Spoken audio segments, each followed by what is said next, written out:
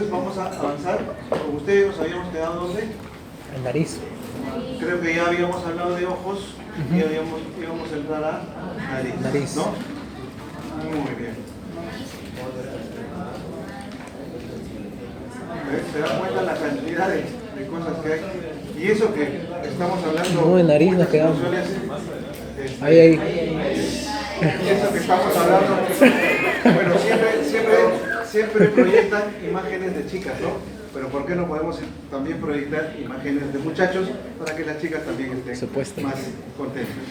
Muy bien, entonces, equidad de género, ¿no? Equidad de género y todo eso que ahora estamos trabajando y es importante empezarlos a practicar. Bien, muchachos, entonces vamos a entrar a lo que es nariz, ¿no? Y ya ustedes se están imaginando, ¿no? Desde el punto de vista anatómico, desde el punto de vista funcional, qué aspectos tengo que yo valorar, ¿no? La forma, el tamaño, la posición, ¿no? Y las estructuras que tenga que valorar. Posteriormente ya en cuanto a la función de cada uno de ellos. Entonces, pasamos en nariz. Cuando hablamos de forma, ¿no? El tabique, normalmente, bueno, está en relación a la edad o en relación a la raza, ¿no? Puede a veces haber alguna situación específica en relación al sexo, pero mayormente en relación a la raza, ¿no? Una nariz un poco más chata, una nariz un poco más prominente o una nariz promedio. Pero lo importante es, ¿qué cosa? Que cumpla su función independientemente de la forma, ¿no? Y que no dé complicaciones que puedan condicionar posteriormente situaciones patológicas. En este caso sí, estamos hablando ya, cuando hablamos de nariz en silla de montar, estamos hablando de una depresión, silla de montar, ¿no? Una depresión a nivel del tabique, y hay patologías que pueden dar eso. Por ejemplo, la sífilis en su estadio tardío puede dar ya una depresión a nivel del tabique. O por ejemplo la leishmaniasis, ¿no? Ustedes han escuchado de la leishmaniasis mucocutánea, ¿no? También puede lesionar y puede destruir el tabique nasal, sobre todo cuando agarra, ¿qué cosa? Cuando agarra la parte del cartílago, ¿no? Enfermedades, situaciones traumáticas que pueden también condicionar alteraciones en cuanto a la forma. Pero también puede haber lesiones a nivel de la piel, ¿no? A nivel de la piel en cuanto a engrosamiento, enrojecimiento, aumento de volumen, ¿no? Y hablamos de un aspecto importante que se llama la rinofima, ¿no? Es lo que nosotros conocemos, o la mayoría alguna vez ha visto, es la nariz de rocoto que le llaman, ¿no? O sea, es una patología, es la rosácea. Es una enfermedad dérmica en la cual hay una alteración y uno puede identificar rápidamente, pero lo que menciono, uno ya no tiene que utilizar el término de rinofima. O por ejemplo el aleteo nasal. El aleteo nasal me interesa, ¿no? Las alas de la nariz en cuanto a su movimiento. Si estas están incrementadas, puede ser que haya una situación fisiológica, es decir, si yo corro, ¿no? Voy a tener cierta situación de incremento de ingreso de aire para complementar el oxígeno y puede haber pero hay situaciones patológicas, por ejemplo una insuficiencia respiratoria, una asfixia, una obstrucción a nivel del conducto nasal va a hacer que haya movimiento exagerado de las alas de la nariz y entonces voy a mencionarlo yo como aleteo nasal. O la ocena, ¿no? Ocenas son lesiones que pueden aparecer a nivel de la nariz, sobre todo lesiones costrosas que tienen un mal olor, ¿no?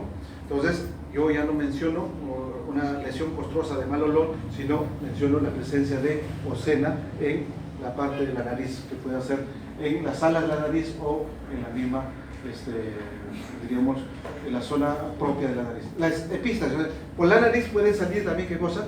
Pueden salir sustancias, entre ellas líquidos, líquido claro, líquido hemorrágico o inclusive líquido seroso. Cuando sale sangre, nosotros le llamamos normalmente epístasis, pero también le podríamos llamar rinorragia. Pero cuando hay una lesión traumática a nivel de la cabeza, por ejemplo, un traumatismo encefalocraniano, puede condicionar una complicación franca y severa que se llama fractura de piso medio. Y cuando hay fractura de piso medio, ¿qué puede salir por la fosa nasal? Líquido cefalorraquídeo. Y entonces estamos hablando de ¿qué? De una rinorragia. Entonces, ¿cómo es que me puede orientar la posibilidad o la presencia de líquido cefalorraquídeo por la fosa nasal? Fractura de piso medio en un traumatismo encefalocraniano grave. Pero cuando hay lesiones a nivel vascular, ¿no? Ruptura del vaso o malformaciones a nivel del vaso o aneurismas a nivel del vaso, pueden haber sangrados y las epístasis, ¿ya? Es importante. Y cuando hay cuadros inflamatorios, ¿no? Secreción, inflamación, rinorrea, ¿no? El cuadro más conocido, las rinitis que condicionan problemas de secreción. Entonces, es importante que yo tenga en cuenta que pueden haber salida de líquido por la nariz y yo lo tengo que identificar. Ahí estamos hablando de las partes que yo tengo que evaluar, ¿no? En este caso estamos viendo una lesión ulcerosa que puede orientar inclusive a una lesión de tipo parasitaria, las leishmaniasis empiezan así, o lesiones tumorales. Lo importante es que yo identifique, en este caso es una lesión secundaria o es una lesión primaria. Primero, ¿qué cosa es? ¿Es una úlcera? ¿Es un tumor? ¿Es una escoriación? ¿Es una fístula? ¿Qué cosa es? Eso es una úlcera. La úlcera se asienta sobre piel sana o sobre piel enferma. Sobre piel enferma, por lo tanto es una lesión secundaria, ¿no? Entonces yo ya puedo estar en las condiciones de identificar dónde, en el ala de la nariz, ¿no? Y acá está lo que les había mencionado al ingreso, nariz sencilla de montar, ¿no? La rinofima, como habíamos definido. También es importante que yo tenga que valorar qué cosa, la fosa nasal per se. La fosa nasal per se me permite evaluar qué cosa, la mucosa, me permite evaluar los cornetes, me permite evaluar el meato, me permite evaluar las vigrisas, me permite evaluar la permeabilidad, me permite evaluar qué cosa, el tabique nasal. Es importante. Para ello yo puedo utilizar algún tipo de ayuda que me amplíe la visión. Y ahí hablamos del rinoscopio, ¿no? O de un espéculo nasal simple, ¿no? Para poder ampliarme la visión. Me interesa identificar las estructuras. Tiene ahí, por ejemplo, la posibilidad de identificar los cornetes, el tabique, ¿no? El cornete inferior. En cuanto a la coloración, la mucosa normalmente, ¿de qué color es? ¿No? Media rosadita, ¿no? Rosadita, brillosa. Pero cuando esta cambia, está muy pálida, o está muy oscura, o está muy cianótica, o está muy negra, yo puedo orientar si es que hay problemas de irrigación o de infección o lo que fuera. Por eso es importante. Si está el brillo un poco deslustrado, entonces también situaciones anormales en cuanto a la mucosa. Me interesa la permeabilidad, ¿por qué? Porque frecuentemente hay presencia de cuerpos extraños, ¿no? Desde los más sencillos hasta los más complejos. O me interesa también evaluar la función. ¿Cuál es la función, entre otras cosas, de las fosas nasales? Aparte de que tiene que humidificar el aire, impide el ingreso de cuerpos extraños, ¿no? La olfacción es un aspecto importante. Y la olfacción, ¿no? Está en relación ¿a qué? ¿A la integridad de qué? A la integridad del primer par craneal. ¿Cuál es el primer par craneal? El olfatorio. Entonces, ¿dónde está? En el bulbo olfatorio. ¿Dónde está ubicado el bulbo olfatorio? En la unión de los dos tercios internos con el tercio externo. Cualquier alteración a nivel de esa zona puede condicionar problemas de olfacción y entonces puede haber hiposmia, ¿no? Puede haber hasta anosmia, ¿no? El ejemplo más típico es cuando nosotros tenemos una congestión nasal, problemas con la olfacción, porque de pronto hay una congestión a ese nivel, ¿ya? Importante entonces valorar esos aspectos en cuanto a fosas nasales. La oreja es otro aspecto importante que me interesa, el tamaño, la implantación, la posición, el movimiento y las estructuras que ahí están mencionadas, que ustedes ya lo conocen bien, ¿no? Pero es importante, por ejemplo, si yo a nivel del hélix encuentro una situación de lesión eritematosa a la observación, el paciente me refiere que hay dolor, yo palpo esa zona y encuentro una nodulación, ¿qué puede ser? Pueden ser, por ejemplo, los tojos gotosos, ¿no? Entonces, yo puedo hacer una orientación diagnóstica y entonces empiezo a preguntarles si también hay en la mano, si también hay en los pies, si el paciente tiene alguna posibilidad o riesgo de hiperuricemia, ¿no? Precipitación de cristales de urato, ¿no? De ácido úrico y la posibilidad de los tojos gotosos que normalmente precipitan a nivel del pabellón auricular. Lesiones traumáticas, lesiones primarias o secundarias son importantes, el lóbulo y sobre todo este aspecto del trago. ¿Por qué es importante el trago? Yo puedo hacer una maniobra que se llama el signo de trago. Si alguien viene con alguna molestia a nivel del conducto auditivo, ¿no? Hay por ejemplo dolor básicamente, yo presiono a nivel del trago, se llama el signo del trago, y yo puedo identificar una infección a nivel del conducto auditivo medio, ¿ya? O externo. ¿Qué dicen ustedes? ¿Conducto auditivo medio o externo?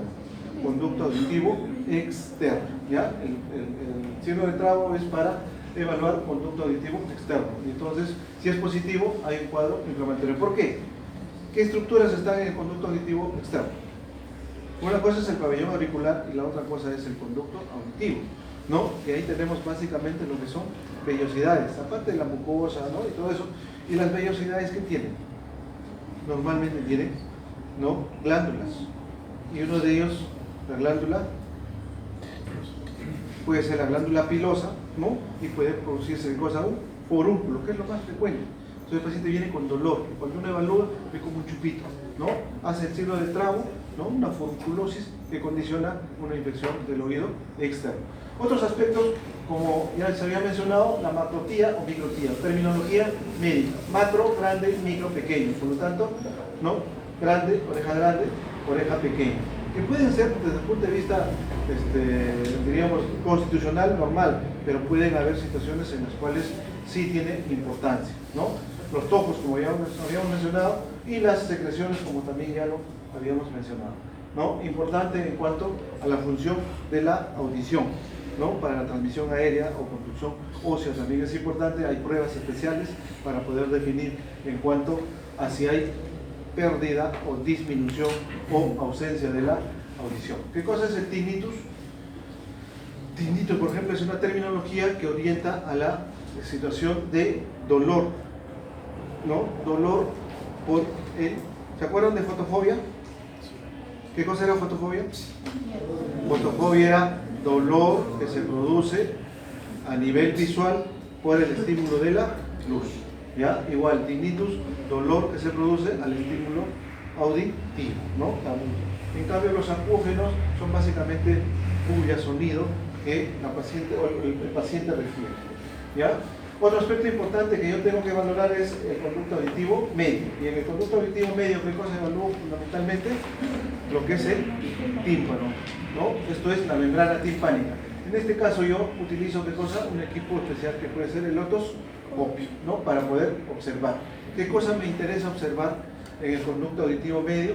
Es la presencia o no de la membrana timpánica, la coloración de la membrana timpánica, el brillo de la membrana timpánica, la integridad de la membrana timpánica, si está cóncavo, si está convexo, para definir si hay colección o no hay colección, ¿no? Entonces, todos esos aspectos yo puedo identificarlas en una visión del oído medio, y acá estamos viendo, por ejemplo, perforación de ¿qué? Perforación del conducto auditivo medio. ¿Y perforación de qué? Del tímpano. Acá, infección o colección, ¿no? Hay algo así como un hematoma, pero colección de pus básicamente, ¿no?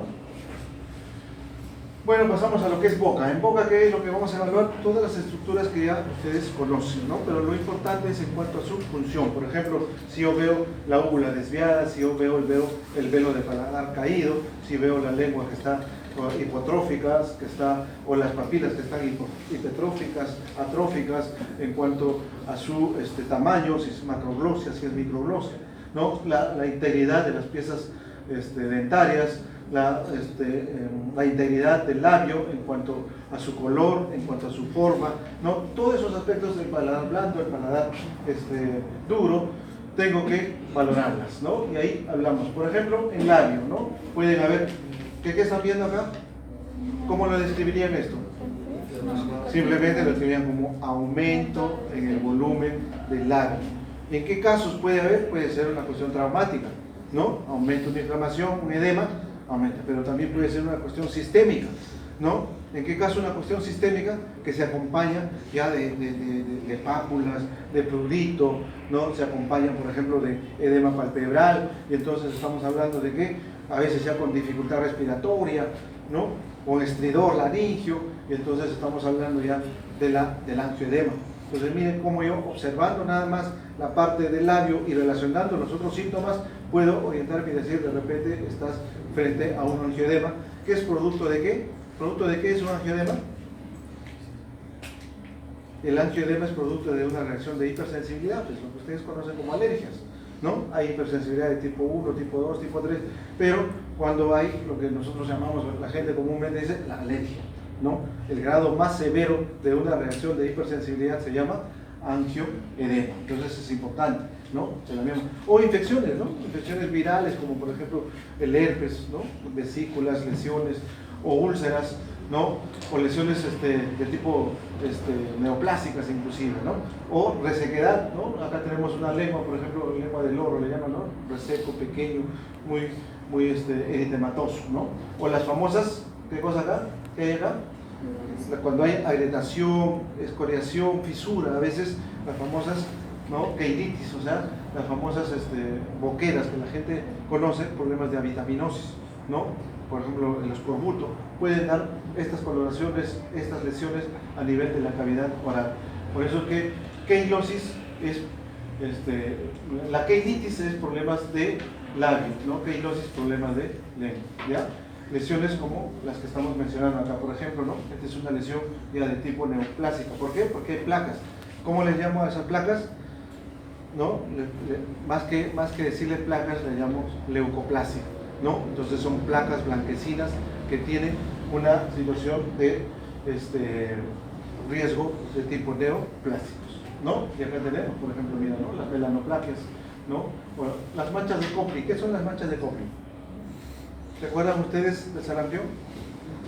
¿No? Y el sarampión queda, ¿no? Unos puntitos rojos a nivel del paladar o a nivel de las amígdalas, ¿no? A nivel del paladar plano, puntitos rojos, manchas de Kopli, y si el paciente tiene, ¿no? Una lesión de tipo eritematosa, difusa, morbidiforme, generalizado, yo confirmo y digo, estas son manchas de Kopli y esto es un sarampión, ¿no?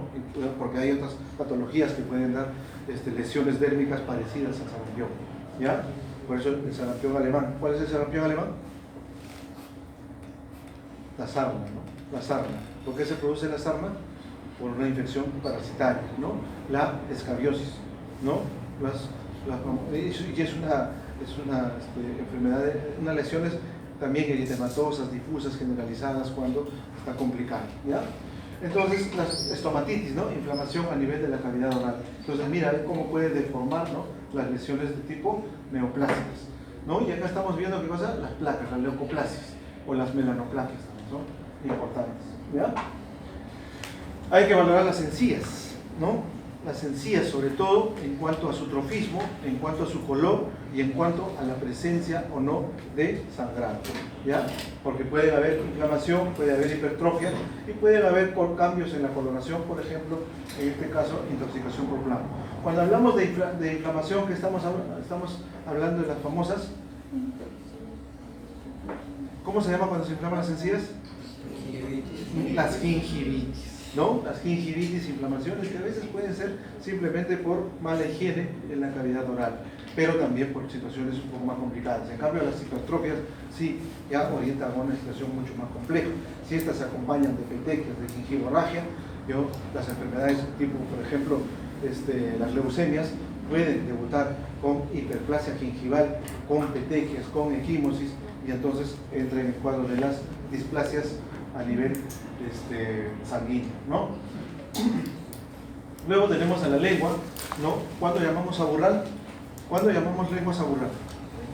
Cuando hay detritus o restos alimentarios sobre la superficie o la cara ventral de la lengua, y fundamentalmente por mala higiene. Entonces, cuando no hay una adecuada higiene, esta lengua es aburral, responsabilidad de quién, de la enfermera, si es que está hospitalizado, si es que es ambulatorio, pues el paciente mismo, y puede condicionar problemas, así como por ejemplo, las prótesis. Las prótesis, ¿qué pueden condicionar? Las prótesis pueden condicionar lesiones inflamatorias crónicas, y esas lesiones inflamatorias crónicas, ¿qué pueden condicionar? Displasias que pueden terminar en cánceres a nivel de la cavidad oral. Por eso es que hay que controlar. No es cuestión de ponerse y peor mal ponerse, ¿no? Entonces, la lengua saburral, el tamaño, ¿no? En caso, por ejemplo, de acromegalia, ¿qué cosa va a tener? Probablemente va a tener una macroglossia. En caso de hipotiroidismo, macroglossia, o movimientos involuntarios, ¿no?, de la lengua, ¿no? La resequedad, como les decía, con lengua de loro, por ejemplo, cuando hay una resequedad, cuando hay una falta de hidratación, las atrofias de las papilas son importantes. Y acá evaluamos, ¿no? ¿Qué estamos evaluando acá? La función sensorial de la lengua. ¿Y qué evalúo? Pares craneales. ¿Qué pares craneales? Séptimo par craneal y noveno par craneal, desde el punto de vista sensorial, para ver los 2 tercios posteriores o tercios anteriores. ¿No? Tengo que evaluar lo salado, lo dulce, lo amargo, que es importante. En cambio acá estoy evaluando el trofismo, ¿no? Sobre todo la simetría, porque puede haber una desviación de una hemilengua hacia un lado. Si hubiera una desviación, ¿de qué estaría hablando? De una alteración neurológica que compromete, ¿qué cosa? El 12º par craneal. ¿Compromiso de qué nervio par craneal? El hipogloso. Por lo tanto, habría una asimetría, ¿no? O pérdida del trofismo, sería plana, ¿no? En cambio, esta es una lengua, no es una lengua geográfica per se, pero las lenguas geográficas también pueden tener algún significado. ¿Qué estamos viendo acá? Lesiones de la piel, y probablemente ahí no les han mencionado, pero estas son las famosas aftas. ¿Qué son las aftas? Son úlceras en la mucosa oral, ¿no? La causa más frecuente de úlcera en la mucosa oral, ¿cuál es? Las lesiones, su compañera dice el estrés, no, el estrés condiciona, pero ¿qué empieza a aparecer? Herpes virus. ¿Qué tipo de herpes? Porque hay herpes tipo 1, tipo 2 y el herpes zóster. Herpes tipo 1, ¿no? Entonces, porque la gran mayoría de gente tiene el herpes tipo 1, porque el contagio es por contacto, solo que está ahí dormido y aparece en ciertas circunstancias, así como el herpes zóster, ¿no? Cuando hay una situación de alteración en la inmunidad. Muy bien, la litosis, ¿no? Ya no voy a decir aliento, sino halitosis, y pueden haber aliento de tipo alcohólico, aliento de tipo cetósico, aliento de tipo urémico, aliento de tipo hepático. O sea, yo puedo orientar, por ejemplo, los pacientes diabéticos que están cursando con una complicación aguda que se llama cetoacidosis diabética, el olor es cetósico, a manzana, dicen, ¿no? Entonces yo, tiene olor a manzana, aliento cetósico, no vaya a estar haciendo, ¿qué cosa? Un cuadro de cetoacidosis diabética. Entonces, para eso sirve, ¿no? O el factor urémico, ¿no? El factor urémico en relación a problemas de enfermedad renal crónica. Sobre todo el factor urémico en relación al amoníaco, ¿no? El amoníaco, la pichi. Entonces, este paciente es renal, ¿no? O el factor hepático, ¿no? Entonces, son situaciones que me orientan, ¿no? El amoníaco, o el alcohol, o inclusive cuando ya hay una situación de tipo homicida, pues, ¿no? El aliento o el sector a almendras, ¿no? Sobre todo un olor a cianuro. La cialorrea es importante también identificar, ¿no? Si hay o no hay disminución, si hay o no hay abundancia, ¿no? La cialorrea en relación a la saliva, ¿no? Hay que, no se ve en realidad la faringe per se, pero sí porque tenemos la nasofaringe, la orofaringe, la bucofaringe, ¿no? Entonces podemos valorar sobre todo lo que es la bucofaringe y las piezas dentarias en todas sus características, ¿no? ¿Y ahí qué estamos viendo? ¿Qué estamos viendo ahí? Estamos viendo las amígdalas, ¿no? Pero unas amígdalas hipertróficas, unas amígdalas eritematosas, unas amígdalas con presencia de placas, ¿no? O exudados, ¿no? Entonces estamos viendo una amigdalitis aguda. Quizás alguien me podría decir por qué no es crónica, sobre todo porque hay presencia de placas, ¿no? Porque si no hubiera presencia de placas y la coloración es muy roja, tirando ya, como diríamos, a algo color vinoso, uno podría decir, pero el brillo también me hace, en la crónica ya el brillo se ha perdido, ¿no? Está reseco, ¿ya? Pero esa es una hipertrofia a nivel de la, tengo que ver el tamaño, tengo que ver la forma, tengo que ver la superficie y la presencia del brillo, la humedad y sobre todo la coloración. Muy bien, vamos a pasar a lo que es cuello. Una hora bastante complicada para la clase, ¿no? 70% de la clase se está durmiendo, 30% está pensando en almorzar y otros en descansar. Pero es así, lamentablemente el horario es un poco pesado. ¿Por qué es importante el cuello? No, porque es el pasaje de estructuras de diferentes órganos o sistemas, ¿no? Y eso es importante. ¿Está pasando qué? El sistema digestivo, el sistema respiratorio, el sistema linfático, el sistema nervioso, el sistema óseo, el sistema vascular, ¿no? Entonces, miren, toda la importancia que tiene. Obviamente hay estructuras que yo no voy a poder valorar desde el punto de vista del examen clínico, pero algunas sí. Pero es una estructura anatómica que une obviamente la cabeza con el tórax, pero es importante por todas estas situaciones. Por ejemplo, se me ocurre el sistema nervioso central, médula espinal, dice, ¿no? Yo palpo el cuello y encuentro una blandura o una protrusión y quiero relacionarlo con el sistema nervioso central. ¿Qué puede hacer? Digo, no, de repente no ha cerrado adecuadamente, ¿qué cosa? El arco posterior de la vértebra. Cuando no cierra el arco posterior de la vértebra, ¿cómo se llama? Espina bífida. ¿De acuerdo? La espina bífida. Pero de repente ya no solamente no ha cerrado, ¿no? El cuerpo posterior de la vértebra, sino por ahí ha protruido. ¿Qué cosa? Ha protruido parte de la capas meningeas, porque ¿está la meninge ahí o no? Sí, está la meninge, cubriendo aquí a la médula. Entonces digo, ya es una meningocele. Y ya de repente no solamente ha protruido la meninge, sino ha protruido la misma médula. Entonces, ¿qué hablo? Una mielomeningocele. ¿Ve? Valoro el cuello, encuentro una situación, hablo de espina bífida, pienso en una meningocele o en una mielomeningocele. El examen clínico es importante, ¿ya? O por ejemplo, desde el punto de vista digestivo, ¿qué me puede referir el paciente? El paciente tiene disfagia, dificultad para tragar, ¿no? Entonces puedo investigar por qué es eso. Desde el punto de vista respiratorio, la posición de la tráquea, la posición de la laringe, si está desviada o no está desviada, ¿no? Para ver si es que hay problemas a nivel. Supongamos, yo sé que algunos están llevando por primera vez, algunos ya de repente por segunda vez. ¿Qué pasaría si es que el pulmón derecho se llena de agua? ¿Hacia dónde se va la tráquea? ¿Hacia el lado derecho o hacia el lado izquierdo? Si el pulmón se llena de agua, un derrame pleural severo, ¿no? Y va a haber una tracción. ¿El agua hacia dónde va a empujar? ¿Hacia afuera o hacia adentro? Se puede jalar, porque acá está la tráquea, ¿no? Y está la laringe, ¿no? La tráquea se va a ir hacia el mismo lado o hacia el lado contralateral. Hacia el lado contralateral. En cambio, en una fibrosis o en una atelectasia, ¿no? Va a ir para el mismo lado. Jala. En cambio, en un neumotórax, ¿no? El neumotórax va a ser contralateral porque va a empujar. Esos aspectos son importantes si es que yo quiero darle utilidad a lo que es la tráquea, la posición, sistema arterial, la carótida y todo eso. Entonces, importante algunos síntomas, ¿no? La odinofagia, la dificultad para tragar, el dolor al masticar, limitaciones en el movimiento, las hernias discales, como habíamos dicho, ¿no?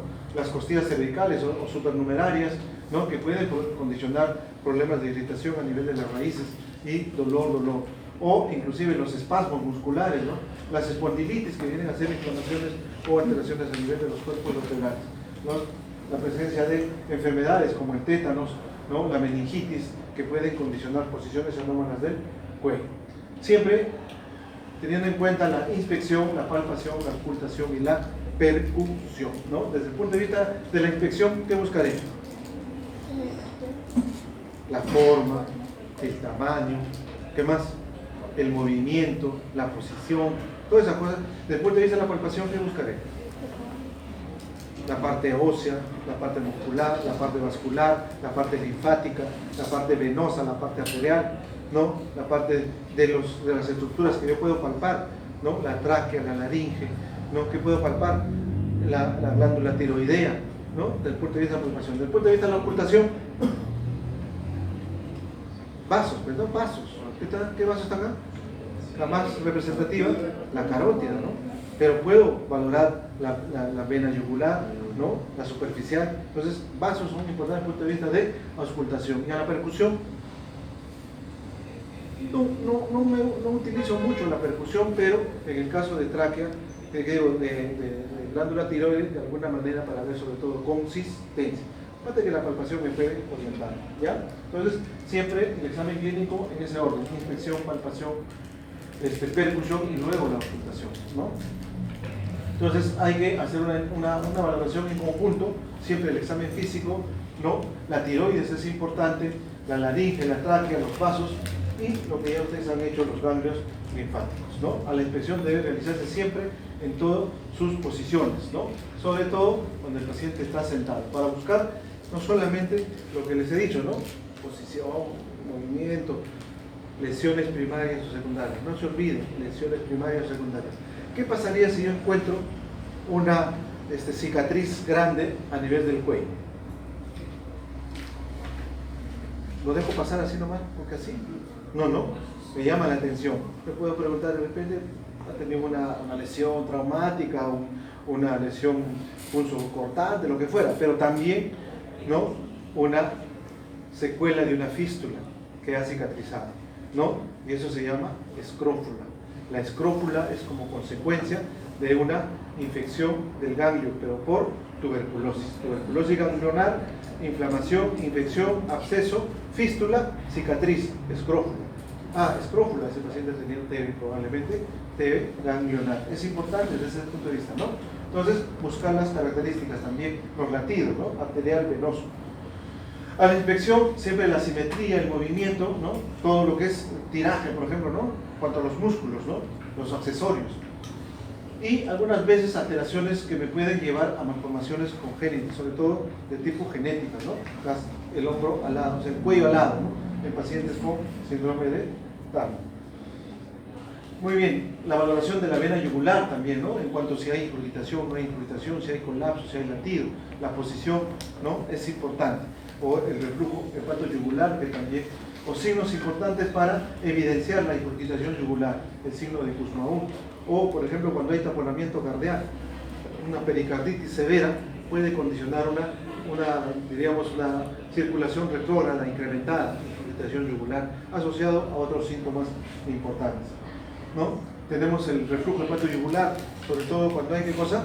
Insuficiencia cardíaca derecha, ¿no? Cuando hay insuficiencia cardíaca derecha hay incurgitación marcada, hay lo que se llama la CIDI, circulación colateral y todo ello, ¿no? Muy bien, tenemos los pulsos también, ¿no? En cuanto a su intensidad, por ejemplo, ¿no? Está aumentado en la insuficiencia de la válvula sigmoidea aórtica. O sea, en la insuficiencia aórtica, ¿no? Hay un pulso arterial incrementado. ¿Se acuerdan del signo de cuando hay movimiento involuntario a nivel de la cabeza en relación al latido cardíaco por insuficiencia aórtica? ¿Cómo se llamaba cuando hablamos en la primera parte? Ya no se acuerdan, están muy cansados, a ver, lo voy a dejar para que se vean. ¿Se acuerdan cuando hablamos de movimiento involuntario, ¿no? Como consecuencia de una insuficiencia cardíaca, latido